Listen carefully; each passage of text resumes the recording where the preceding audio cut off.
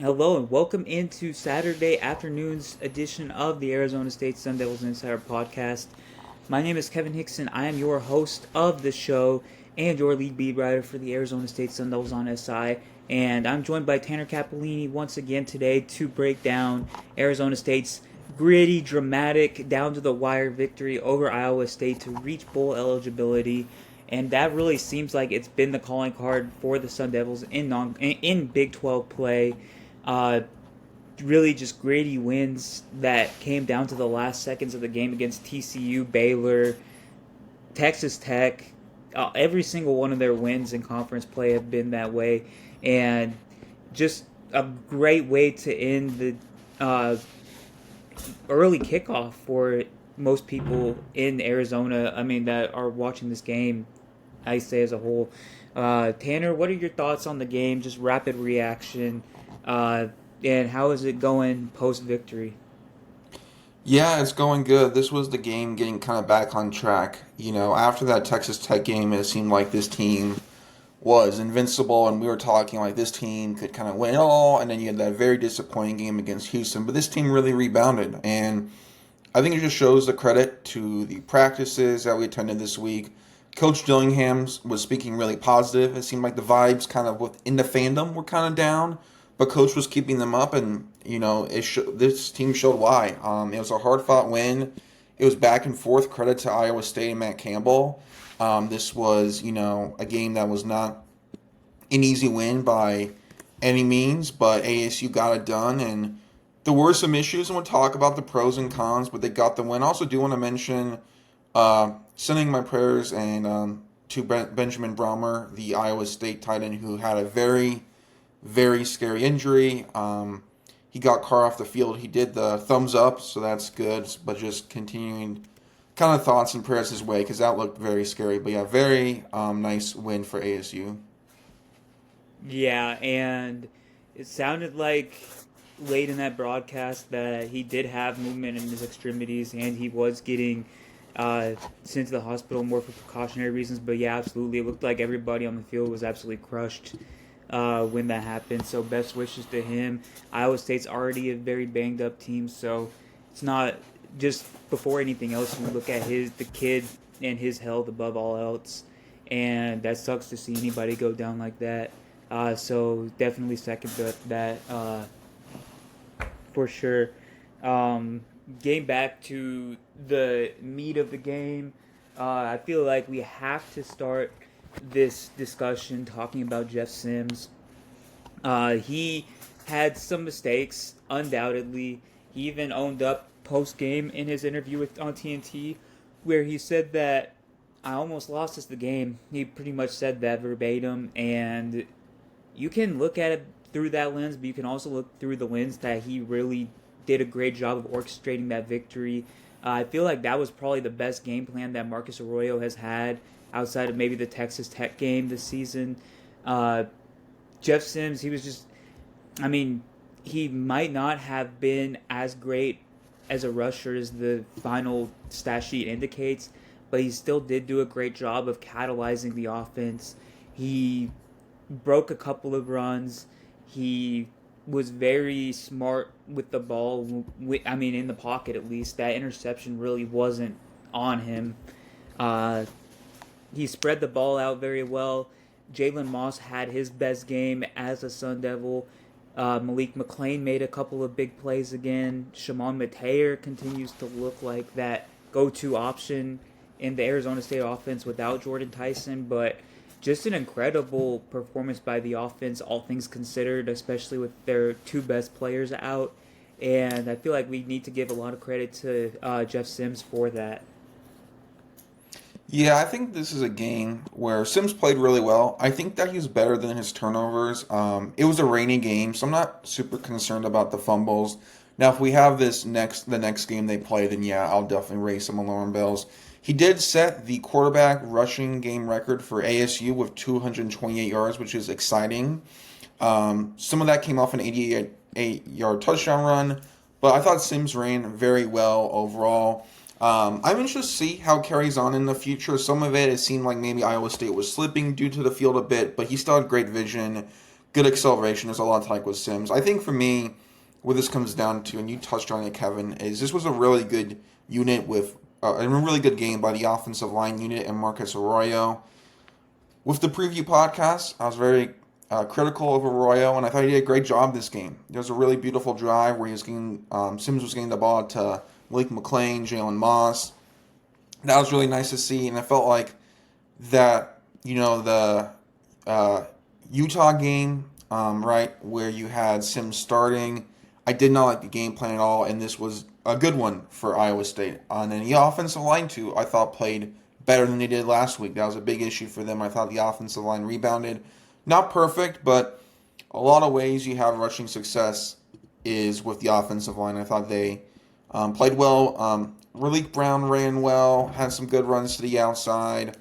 I thought, they spread the ball around well. It was nice to see Jalen Moss get going finally. I love that move, so it was good to see him get going. Yeah, overall, the offense I thought did really well for the absent of the players they had. Yeah, the offense absolutely did a great job, all things considered. I think that a lot of people are going to not argue with that notion, but for all the good the offense did, the defense really pulled their end of the equation as well. I just feel like the defensive unit as a whole really stepped up. The rushing game, Carson Hansen had a good game. He had a few runs where he broke it. Especially the first drive, I believe he had a 40-yard run. But outside of that, they did a really good job. Rocco Beck looked really out of sync most of the game, especially coming off of last week's game. I kind of brought that up in our preview that this was probably a game where Brian Ward could really continue that pattern of Beck being thrown off rhythm, and that continued. Although he didn't throw an interception, he was really, really off in his ball placement, and that's not something you typically see with him. And the player that I specifically really wanted to shout out was Justin Watley. He was all over the field in the second half. He had a tip pass, he had a sack, he had a couple of tackles for loss, I believe. And he was one of those players that I was really high on going into the season. I said actually he was maybe the defensive MVP of fall camp, and he really started backing it up today. He's been a little quiet in some games, but he always makes an impact regardless, whether it's as a leader, intangibly. But this week it was very, very tangible, and they definitely valued his presence on the field this Saturday. Yeah, it was kind of cool because your guy Watley stepped up, and then Elijah O'Neal, who I've been a big fan of, he had a sack as well. So it's kind of nice for the defense to step up. I feel like the secondary played really, really well. They played very disciplined. It seemed like in the Houston game that they were kind of giving up. ASU was giving up some deep shots. They were letting not letting them, but in the Houston game, a lot of Houston's playmakers were beating kind of ASU secondary on some more contested catch stuff. Not here. This was really tough for Iowa State to get going. I thought the secondary was good. I thought that they played well. I thought that all the units played really well in sync, and they kept kind of bend but don't break. There's some moments where Iowa State would get some big plays, or there'd be a penalty. That was interesting, to say the least. And the defense kind of kept in it. And I know you've mentioned this, Kevin, that this was a time where both sides of ASU's ball, they played complementary football, it felt like, in this game. This was the first time, I feel like, in a while, kind of especially down late, where the defense would get stops, they would pick off Rocco Beck, the offense would, run the ball. They got a touchdown that third quarter to kind of extend the lead. So it was nice to see both sides coming in and playing really good. There were some mistakes in this game from both sides, but I thought overall the defense did a good job. Yeah, I very much agree with that. I feel like this is a good segue into kind of discussing just the job that Kenny Dillingham has done this season, and kind of taking a look at how Arizona State moves forward this season with 3 games remaining in the regular season. There is a path to reaching the Big 12 title game again. There's a lot that has to go their way, but before anything else becomes a conversation, they have to win their last 3 games of the season to even make it a conversation. And I think Kenny Dillingham has proven time and time again to be a coach that can adapt as good as anybody in college football. I think that even with the 3 losses this season, 2 of those losses were really a product of an ugly performance, and one of them just, we can scratch the Utah game. That was just, I think, a product of a multitude of factors that played into it. And outside of that, he's really proved he can win games in a multitude of ways, and I feel like that should continue past the bye week into West Virginia at home. Colorado on the road, that could be another tricky game due to weather, but I still think they're the more talented team, Levitt or not, Tyson or not. And then the Territorial Cup, that's going to be a huge game. That could be for Arizona's season. They could be fighting for a bowl game in that last game of the season. So there's a lot at stake over the last 3 games, even if they don't make it back to the Big 12 title game. And Tanner, what are your initial thoughts on the race to the last 3 games of the season? Yeah, that was really well said, Kevin. I feel like that this game, there's hope, right? In terms of the Big 12, ASU's probably not going to go to the Big 12 game. I think that's kind of been accepted by everyone. But I feel like this game kind of showed. This was without Sam Levitt, who's going to miss the rest of the year, which is just really unfortunate. Jordan Tyson was out this game. Hopefully he comes back for the next game. But I feel like a lot of fans, or a lot of people were kind of saying, is ASU good just because of Levitt and Tyson? And that's an amazing duo, and I'm going to miss watching them play. But this game showed that ASU is more than that, and I was really impressed with Kenny Dillingham in this game. ASU seemed disciplined overall, and I kind of mentioned this in the prediction, but ASU could be like Iowa State, and it feels like this was a game that had like great coaching with ASU, and it's good to know like for next year, like ASU can kind of win like no matter, like they can kind of adapt, and I thought that was the main thing with this game is whenever they get knocked down, they would come back, and I think their team as well that shows with their play calling and their structure. They're not like one type of scheme. They're a very fluid offense and defense. They're not like strictly this or that, and I thought that was really nice to see. So, I want this team to win every game they can, and I think that if you finish on a high note, it looks. I think it just kind of carries in good vibes to the next year, and I think this was a really big win for Coach Dillingham. I know some people were really frustrated with the program after the Houston loss, and this was just a great bounce back. I think if they lost this game, the season might have been done, but no, they bounced back, and I think it's impressive, and I'm interested to see how they handle the last 3 games. You know, they should win them, but is there a trap game, and how do they go against them? They're big games. You go into Colorado with Dion and, the great team he's built, and then they host U of A, so that game is big. So definitely a step in the right direction, but still more to come. Yeah, that very good points there, Tanner. Um, my main thing that I wanted to say before I wrap this up is that my question is that will this bye week be beneficial to Arizona State? I mean, obviously we won't be getting Sam Levitt back this season, but um, is it beneficial in terms of Jordan Tyson possibly making a comeback after 2 missed games? Does it mean that guys such as Prince Dorba and even a Kyson Brown or Xavier Alford, do they come back? Because I think even without Sam Levitt, I think, like you said, those 3 games are very winnable. They got a very favorable end of the equation in this conference schedule, at least to close out compared to last season when they had to go to the road, play Kansas State, and then play BYU at home.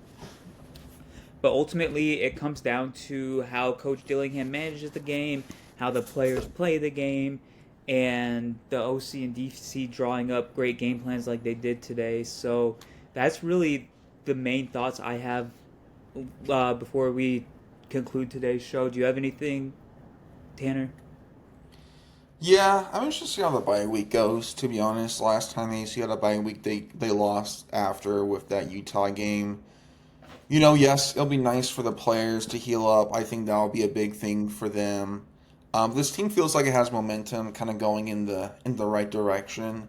But also think it's good too, in a sense of okay, what can you do more so involving the passing game with Sims? Sims, I thought passing wise was solid this game. He had some good throws, but he had a couple misses. There was a costly one on fourth or third or fourth down to Raleek Brown, where if he hits that, that's a touchdown. And there's some stuff that they need to clean up. But yeah, I think it'll be good for the team overall to kind of after probably a more emotional week, if I had to guess, with the injuries and whatnot.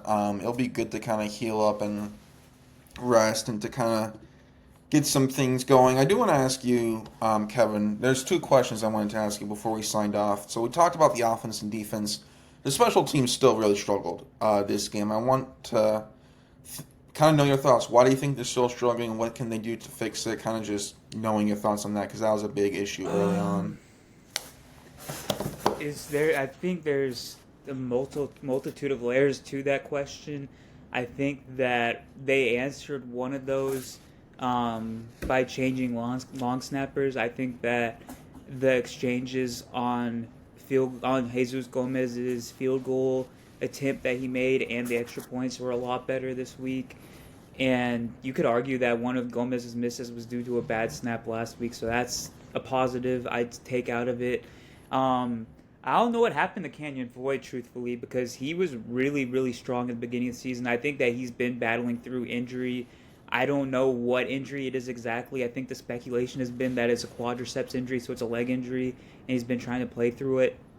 But that's not a great sign when you'd rather be, whether he's injured or not, when you'd rather play him than Matt McKenzie. I mean, the way he's, I don't even know how to describe it, because, I mean, truthfully, the second punt of the day wasn't really his fault. I mean, he mishandled the snap a little bit, but Iowa State was just bull rushing it. They brought the cavalry out, and he was actually, it was probably a good play by him, by getting the kick up instead of just going down or letting the Cyclones block the kick. Punters in that situation usually freeze instead of making a heads-up play, based off of what I've seen in the past, and I think that was okay. The coverage, you can't really do too much changing coverages on kickoffs and punts during the middle of the season, because you'll usually have your personnel set, and it's very, very difficult to make drastic changes in whether it's scheming or personnel. So you kind of got to roll with that. I kind of just think you just got to ride the wave and hope that the unit continues to tackle a little better. I didn't really have too many gripes in terms of the tackling on punt coverage when it came to punt coverage, or the way the coverage team approached the returner. It was more just the punting in general. That was the big issue, I think, and that's a massive issue, because field position is going to be a big deal for Arizona State. It always is, but without Sam Levitt especially, it's going to be. So that's really my take, I guess, with that. Yeah. Yeah, I think that's really good analysis. Yeah, the punting is my main issue, but hopefully they can get some things figured out over the bye week. And I do wonder as well that you had the coaching kind of move, or the transition this past week. So I wonder if maybe, I don't know if communication was just kind of a bit more choppy. I don't know. But hopefully they can kind of get things figured out here. I do want to ask you one more thing, Kevin, before we end off, is we've seen Jeff Sims play 2 games this year. One game against Utah where he struggled, and then this game here where he sets, records. Where do you see Sims going forward? I mean, we'll touch on this when we preview the other games, but kind of like going into the bye week, where do you kind of see him in the next kind of couple weeks? I think that he's on a good trajectory right now. I think this is really going to be this is really his last opportunity to audition himself to carve out a potential pro career, whether it's in the NFL or in the indoor football league or CFL or anything or the UFL. I think he could realistically be a pro quarterback at one of those levels.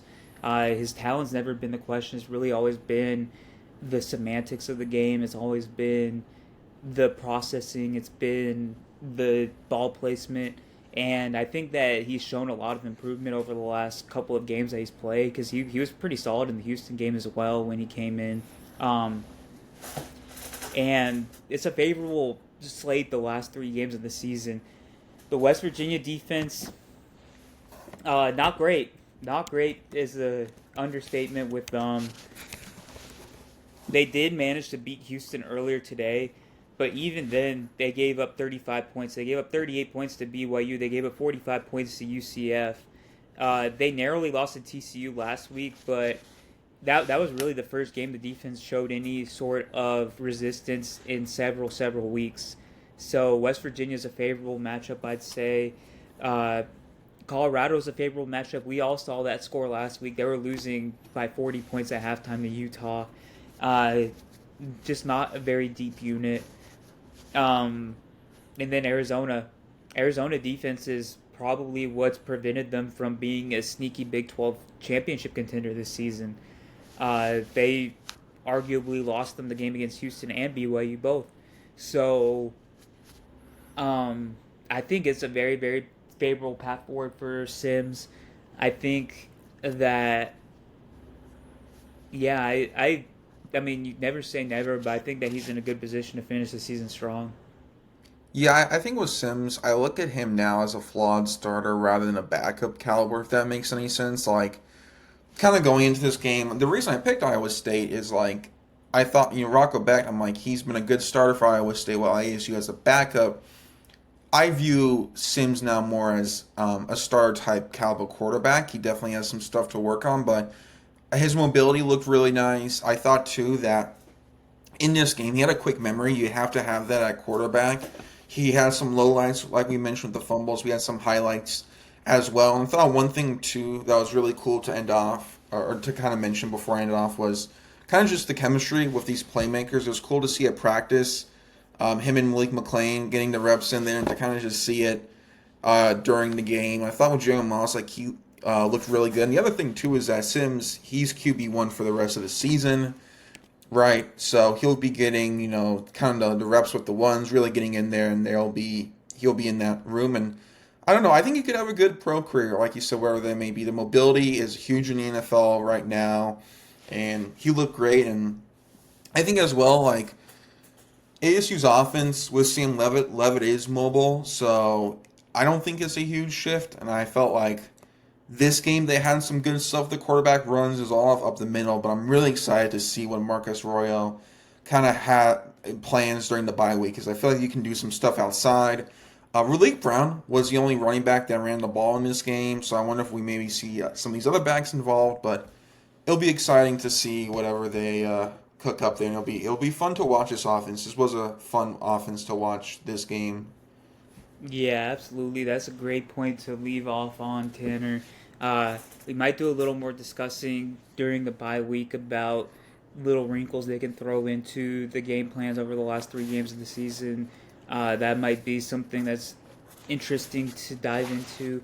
But for today, Arizona State 24, Iowa State 19. The Sun Devils improved to 5-2 in 4-2 in Big 12 play. My bad. I'm getting ahead of myself. They keep their slim Big 12 title hopes alive. Jeff Sims, career day. Things are looking up once again for Arizona State football, and there's a realistic chance that they win a season in which not a lot has seemed to go right, 9-3, if they win their last 3 games. So overall, Kenny Dillingham, awesome. Coaching staff, awesome. The roster that's still up and going, awesome. And that's really all we have to leave at today. Thank you so much for tuning in and supporting us each and every single day. You can read Tanner's work on ASU on SI. There's going to be something that goes up tomorrow morning. So much appreciated, and I will see you tomorrow with another edition of the Sun Devil Insider Podcast.